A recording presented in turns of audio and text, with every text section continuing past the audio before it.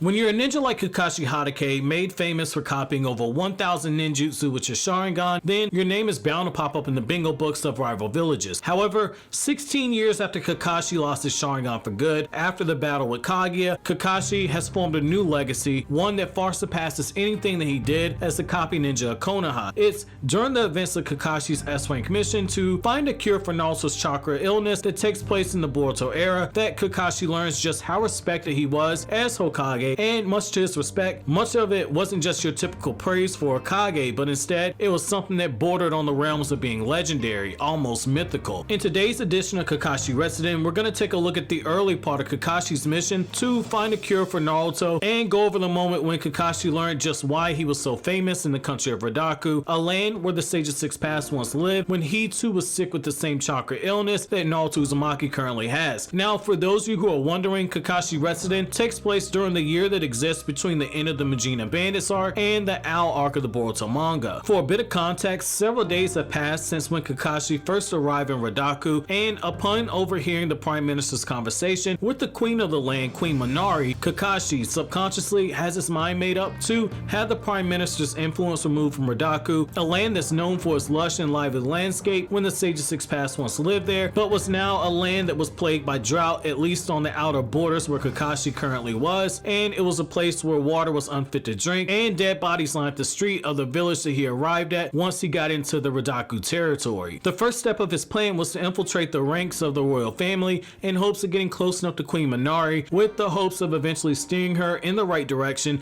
to use the mythical tool that was required to end the country's drought, and then use his position as a way to find Naruto's cure. However, in order to do so, Kakashi must first pose as the tutor for the mischievous Prince Nanaru. It's while he's teaching this young prince how to read and write his name that Kakashi gains both new suspicion of the Prime Minister, and he learns of his own legacy as Hokage, as viewed through the eyes of the people of Redaku. For the first part, Kakashi grows suspicious because Nanaru says that he was told by the Prime Minister to never worry about having to learn to read or write and to rely on other people to do those things for him, which is further deemed suspicious by Kakashi once he learns that the library is deemed forbidden to even the royal family, and if even the royal family members are caught inside of it, then they too are subject to punishment. After breaking the lock with his bare hands, Kakashi finds a book that's seemingly devoted to his entire legend, and being the curious fellow that he is, Kakashi takes hold of the book while grabbing a few other books for the young prince to learn how to read, which also happens to include a map of Redaku,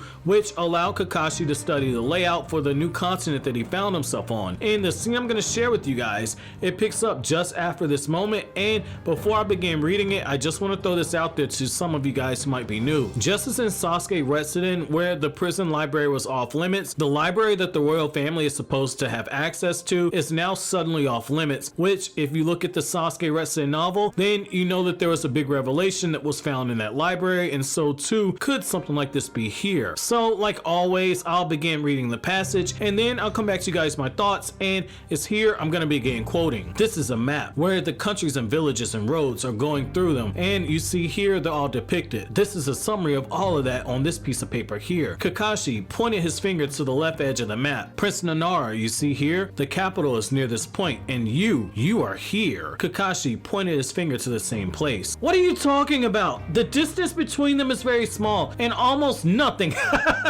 Oh, you're so silly. Nanaru thought it was a joke, but Kakashi wasn't laughing. But it takes 3 days to reach the capital. Indeed, and the world is much larger. It's larger than what you see on the map. If you walk across the continent, it'll take a lot longer than 3 days. Nanaru suddenly stared at the map. If he was to believe Kakashi's words, a small scribble on a piece of paper appears to be his country. This didn't make any sense to him. But what about the land of fire? Kakashi pointed his finger to the far right edge of the paper, a group of dividing lines drawn on a large continent facing the sea. Kakashi labeled that as the land of fire. Is it really that far? On the scale that was presented to them, the distance from the capital to the villages as it was put together, the distance from Redaku country to the land of fire was utterly unimaginable. While there are many nations around the land of fire, Redaku country is alone in the mountains. I'm disappointed. Is that so? Kakashi said. It's totally boring. It's almost like we're hiding. If you had neighbors nearby, it would be much harder to avoid conflicts and fights, wouldn't it, Prince Nanaru? Really? Nanaru was wondering out loud. Prince Nanaru, your ancestors, they built this country in order to avoid conflicts.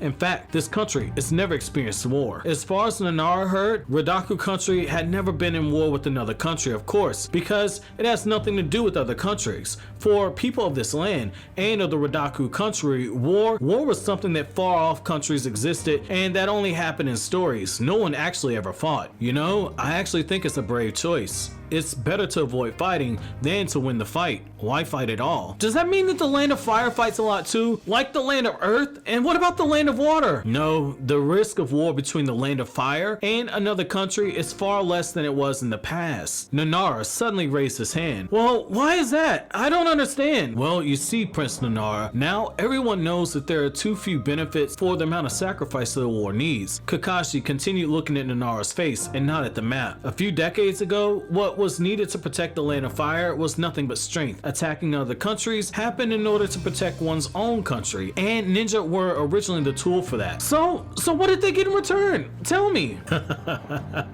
Well, I guess you could say they got to feel good. They got to feel cool. Is that all? They didn't get anything else? Kakashi nodded and continued. There are already a lot of things in the land of fire, so if they want those things, it's probably land, resources, or technology. You can buy all of that with money, and buying things with money is much less dangerous than actually killing people for something. Hence, nobody dies, which is often cheaper than war. I see. Nara nodded. Prince Nara, this is because perception pervades among people. The possibility of war is a lot lower now. Instead, economic competition is what's born in its place. So are you telling me there are no more ninja in the land of fire anymore? Oh, that sucks. Well, that's not true. Kakashi shook his head. Ninja schools that still train shinobi, they still exist. They exist to protect the country. We haven't been able to eradicate crime, and there are terrorist groups that try to break the balance between the countries. Still, it's safe to say that the threat of great wars between nations has almost disappeared. I mean, there's always the possibility, and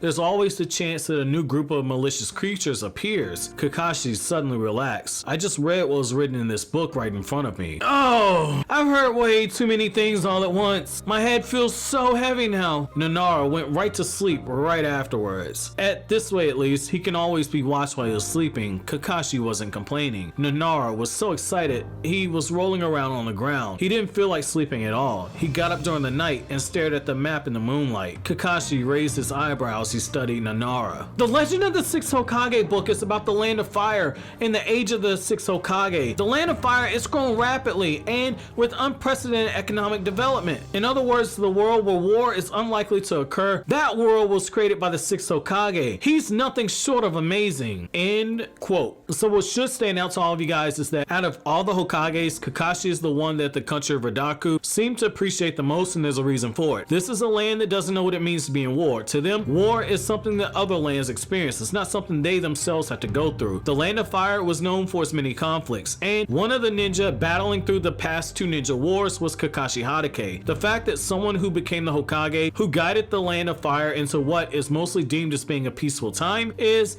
what helped his legacy get cemented here in Redaku. You have stories of him splitting lightning bolts. They're all well known, but to the people of Redaku, these are mere stories. They're nothing short of myths. The idea that a young boy fighting in the Third Great Ninja War would be able to work his way up the ranks to being the leader and guide his village into an era of peace is what stood out to the people here. For all the peace that Naruto enjoys as Hokage now, a lot of that foundation was built on the Kakashi's run as Hokage. All these things that took place under Kakashi seem to be more realistic to the people of Redaku. A child that was forced to fight in a war and then fight in a second war as an adult would seek to guide his nation to peace. Everything else was just seen as legends, it was seen as myths, hearsay if you will. Now some of you guys might be wondering, how is it that they never knew the truth about anything that happened in the land of fire? Well, Redaku takes over 30 days for a ninja of Kakashi's skill to reach it from the land of fire, and the land of fire is on the far right edge of the map that Redaku has for their part of the world. This means that for a normal person to reach the land of fire on foot from Redaku would be closer to 240 days, since Kakashi made a 3-day trip in nothing short of 3 hours. Now to put this in a further perspective for you, by most estimates, it would take 70 days to walk from North America to Asia, and that's if you do 15 miles a day. So walking from Redaku to Konoha would be a journey of roughly 3.5 times longer than it would take you to walk from North America to Asia. So you you can see why to normal people why the exploits of the ninja in the Land of Fire came off of being more like legends than facts, because nobody from that side of the world ever thought to come to this side outside of Orochimaru. And now when you get to Sasuke and Kakashi and Sakura being in the land of Redaku. For Kakashi, while this was probably flattering, this moment here was huge for his mission to find Naruto's cure. Knowledge contained in books that could potentially help him find the answers for Naruto's cure. Not only that, but having access to the map of the continent that Redaku's on allowed Kakashi the opportunity to study the layout of the land that was no longer unfamiliar territory towards him. Not only that, but teaching the young prince how to read and write also gave him cover to read the books that he took out of the library that the royal family wasn't allowed to enter into, which allowed him the chance to search for more clues to find out more about Naruto's chakra illness. So what did you guys think? Does this change your opinion of Kakashi's legacy as Hokage? Do you still think he's the best Hokage now? But that's gonna be it for this installment of Kakashi Resident. I'll be sure to come back with another installment soon, but as always guys, if you like anything I had to say, don't forget to comment, rate, subscribe, and share. Thank you so much for watching all the way to the end. Have an awesome day, guys.